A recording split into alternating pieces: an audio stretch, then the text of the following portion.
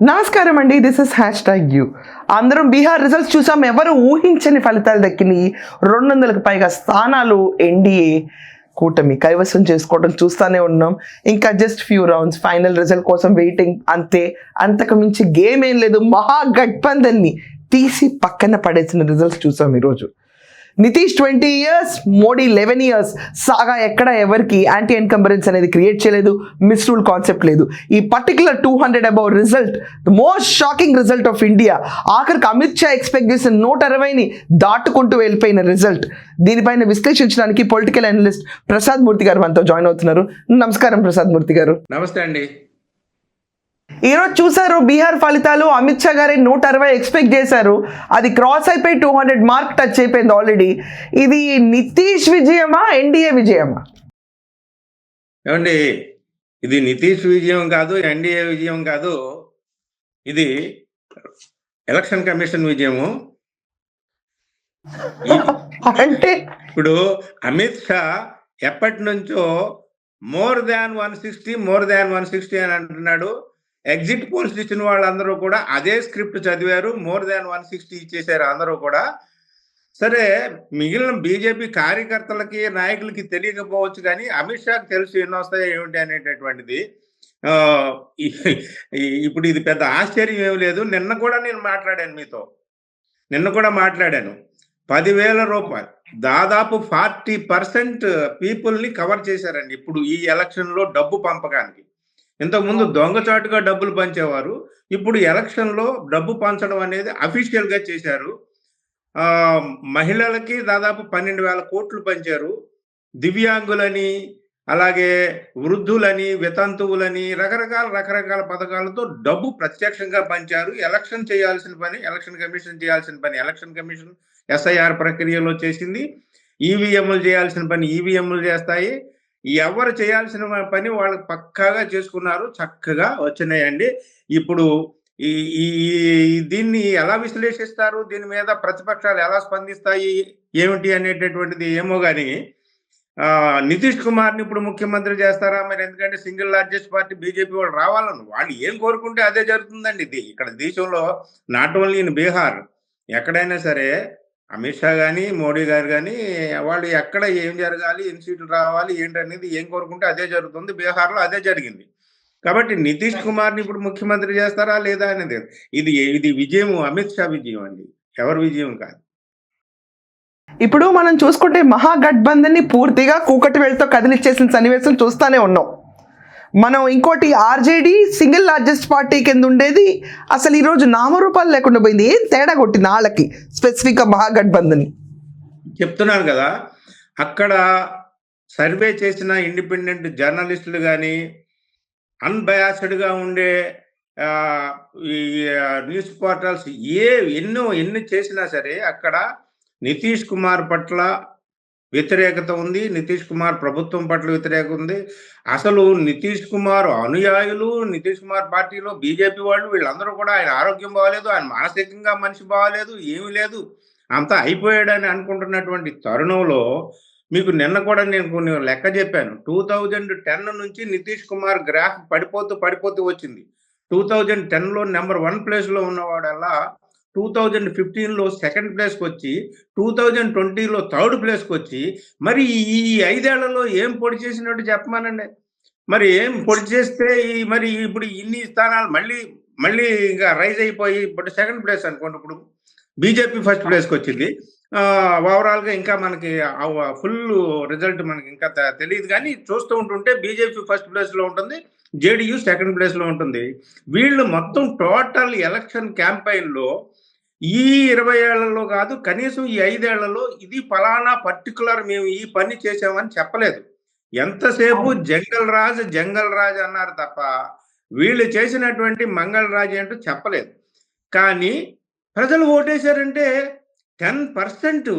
1951 తర్వాత బీహార్లో voter turnout, historic turn out, ఇది ఎప్పుడు కని విని ఎరగనటువంటి ఓటర్ టర్న్అవుట్.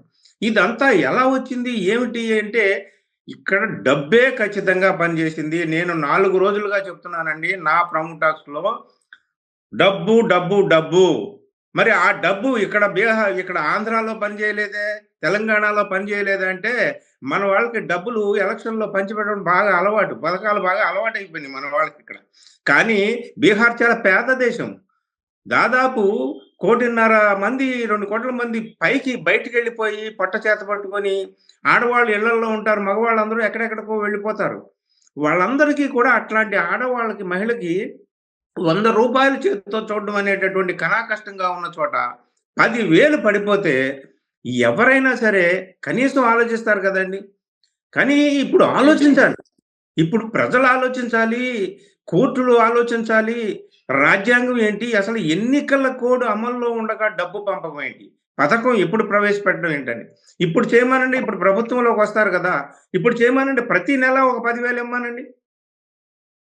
అసలు ఏమిటండి అసలు ఏమిటి ఇప్పుడు అంతా అక్కడ సవ్యంగా ఉంటే బీహార్‌లో ప్రజలు ఇంత సంతృప్తిగా, ఇంత ఆనందంగా, ఇంత మహద్భాగ్యం అయ్య బాబోయ్! మాకు నితీష్ కుమార్ లేకపోతే అసలు ఎన్‌డీఏ లేకపోతే మేము చచ్చిపోతాం అన్నట్టుగా ఓట్లేసేసినట్టు కనిపిస్తుంది. కానీ అక్కడ అంత మరి అది ఏం అభివృద్ధి జరిగింది చెప్పమనండి. పోనీ ఒక్క అభివృద్ధి ఒక్కడంటే ఒక్కడు చెప్పలేదు. ఇది అంతా ఏమిటిది ఇది? మనం ఏదో ఒక దేశంలో ఉన్నామా? అతిపెద్ద ప్రజాస్వామిక దేశం అంటున్నారు. మరి ఒక దేశంలో ఉన్నామా? మరి ఏమిటిది? ఏం జరిగిందో? ఏం మాయ జరిగిందో ఏమో తెలీదు గానండి. మరి బీహార్‌లో అయితే నేను ఏమైనా జరగొచ్చని మొదటి నుంచి చెప్తున్నా. అందుకనే బీహార్‌లో ఇప్పుడు నేను జూబ్లీ హిల్స్ విషయంలో అయితే పర్టిక్యులర్‌గా కాంగ్రెస్ ఖచ్చితంగా గెలుస్తుందని చెప్పి ఎవరు చెప్పనప్పుడే 15 రోజుల క్రితమే బల్లగుద్ది చెప్పా. ఇక్కడ ఫ్యాక్టర్స్ నాకు తెలుసు. ఎందుకంటే ఇక్కడ ఇక్కడ ఈవీఎంలు పనిచేయడానికి అవకాశం లేదు. ఇక్కడ గవర్నమెంట్‌లో ఉన్నది కాంగ్రెస్. కాబట్టి ఇది ఎవరు ఎన్ని చేసినా, ఏం చేసినా సరే జూబ్లీ హిల్స్ విషయం తర్వాత మీరు ఎలాగో అడుగుతారో మనం మాట్లాడుకుందాం గానీ, బీహార్‌లో మాత్రం ఏం జరిగింది అనేటటువంటిది భగవంతుడికి కూడా తెలీదండి. కేవలం అమిత్ షాకి మాత్రమే తెలుసు. మరి ఏం జరిగింది ఏంటో తర్వాత మనం ఆలోచించాల్సిందే అంతే. ప్రసాద్ మూర్తి గారు, లాస్ట్ క్వశ్చన్ అండి. బీజేపీకి 90 సీట్లు నియరింగ్ గా గెలిచిందంటున్నారు, జేడీయూ 81 అంటున్నారు. ఇప్పుడు బీజేపీ నితీష్ ని సీఎం క్యాండిడేట్ కింద అనౌన్స్ చేస్తారా లేదా? వన్ లైనర్ లో చెప్పాలంటే ఇప్పుడు ఒకటే చూస్తున్నారు అందరూ. అదేమిటంటే నితీష్ కుమార్‌కి ఒక 80 వచ్చినాయి అనుకోండి. అటు ఆర్‌జేడీ, కాంగ్రెస్, లెఫ్ట్, ఎంఐఎం వీళ్ళందరూ కలిపితే ఒక కనీసం ఒక 45 వచ్చినాయి అనుకోండి. నితీష్ కుమార్‌కి వీళ్ళు గాని సీఎం పదవి ఇవ్వకపోతే నితీష్ కుమార్ అటు వెళ్లి సీఎం అవుతాడు. కానీ పరిస్థితి వాళ్ళకి 45 వస్తాయా లేదా అని అందరూ కలిపితే ఏం కనిపించట్లేదు. ఏమో ఎట్లా ఉందో ఇంకా ఫైనల్ ఫిగర్ తెలియట్లే. కానీ అందుకనే బీజేపీ వాళ్ళు అసలు రాజకీయం ఇప్పుడు బీహార్ రాజకీయం అంటే ఏంటో ఇప్పుడు తెలుస్తుంది. బీహార్ తన చుట్టూ తాను తిరుగుతూ నితీష్ కుమార్ చుట్టూ తిరుగుతూ ఉంటుంది. ఇప్పటికీ కూడా నితీష్ కుమార్ కింగ్ మేకరా ఏంటి అనేది చూడాలి. ఒకటి ఇక్కడ ఏం జరుగుతుందంటేనండి, నితీష్‌ని చెయ్యకపోతే నితీష్ కుమార్‌కి ఆప్షన్ ఆర్‌జేడీ ఉంది. ఆర్‌జేడీతో పాటు కాంగ్రెస్, లెఫ్ట్, ఎంఐఎంకి చాలా ఆశ్చర్యంగా 5 సీట్లు అక్కడ వస్తున్నాయని చెప్పేసి చెప్తున్నారు. అంటే ఎంఐఎం, జనస్వరాజ్ పార్టీ వీళ్ళందరూ కలిపి చాలా దెబ్బ పెట్టారేమో, యాంటీ ఇన్కంబెన్సీ ఓట్‌ని చీల్చి పారేశారేమో అని చెప్పేసి ఇప్పుడు ఒక విశ్లేషణలు జరుగుతున్నాయి. ఏదేమైనా సాయంత్రానికి గాని మనకంతా కూడా రేపటికి గాని విశ్లేషణ డేటా రాదు. అయితే ఇక్కడ ఏమిటంటే మీరు గుర్తుపెట్టుకోండి, బీజేపీ ఒకవేళ జేడీయూని చీల్చడానికి ట్రై చేస్తే, మహారాష్ట్రలో శివసేనను చేసినట్టుగా ఇక్కడ చీల్చి నువ్వు పోతే పోరా ఎక్కడికి పోతావు అని చెప్పి ఆ పార్టీని చీల్చి వాళ్ళల్లో కనీసం ఒక సగం మంది ఎమ్మెల్యేలు ఇటు లాక్కుని, చిరాగ్ పాస్వాన్ ఉన్నాడు, వాడికి 29 సీట్లు ఇస్తే 21 పైన గెలిచాడని చెప్పేసి ఇప్పుడు చెప్తున్నారు. సో ఇవన్నీ కూడా మాకు బీజేపీ వాళ్ళు లెక్కలేసేస్తున్నారు. నిన్నటి నుంచి 2 రోజుల నుంచే ఇప్పుడు మాకు ఇవన్నీ వచ్చేస్తున్నాయి. జేడీయూకి సెకండ్ ప్లేస్ లో ఉంది అని చెప్పి వాళ్ళందరికీ ముందే తెలుసండి. 2 రోజుల క్రితం నుంచే ఢిల్లీలో మంతనాలు జరుగుతున్నాయి. ఇప్పుడు నితీష్ కుమార్‌ని ఎట్లాగా మనం అదేం పెట్టి ఉంచాలా అని. ఎందుకంటే ఆ ఎన్నికలకి ఇంకా సెకండ్ ఫేజ్ ఎన్నికలకి ఇంకా ఒక రోజు ఉందనగా ఇక్కడ చంద్రబాబు నాయుడు వాళ్ళ అబ్బాయిని నారా లోకేష్‌ని పట్నా పంపించాడు. ఎందుకు? ఎలక్షన్ క్యాంపెయిన్‌కి అయితే ఆయన ఏం వెళ్ళలేదు. అంత హఠాహుటిన వెళ్ళాల్సిన పనేంటి? నితీష్ కుమార్‌ని బొజ్జోబెట్టడానికి. ఇయన్నీ చేయడానికి అన్నీ జరుగుతున్నాయి. కానీ ఇక్కడ ఏమిటంటే నితీష్ కుమార్‌కి ఉన్నటువంటి ప్లాన్లు నితీష్ కుమార్కు ఉన్నాయి. నితీష్ కుమార్కి ఏంటంటే వాళ్ళతో జితన్ రామ్ మాంజీ ఉన్నాడు కదండి, జితన్ రామ్ మాంజీ, అలాగే ఆర్ఎల్ఎం పార్టీ ఆయన ఉపేంద్ర కుష్వాహా, వీళ్ళు చిన్న చిన్న పార్టీ, వీళ్ళిద్దరూ కూడా నితీష్ కుమార్కి చాలా దగ్గర అయినటువంటి వ్యక్తులు. నితీష్నే ముఖ్యమంత్రి చేయాలని వాళ్ళు అంటున్నారు. వాళ్ళకి ఎన్ని వచ్చినాయి అనేది ఇంకా చెప్పట్లేదు వీళ్ళు. అలాగే చిరాగ్ పాస్వాన్లో ఒక డామినెంట్ సెక్షన్, ఆ చిరాగ్ పాస్వాన్కి సంబంధించినటువంటి లోక్ జనశక్తి పార్టీలో ఒక సెక్షన్ నితీష్ కుమార్నే ముఖ్యమంత్రి చేయాలని కోరుకునేటటువంటి వర్గం ఉంది.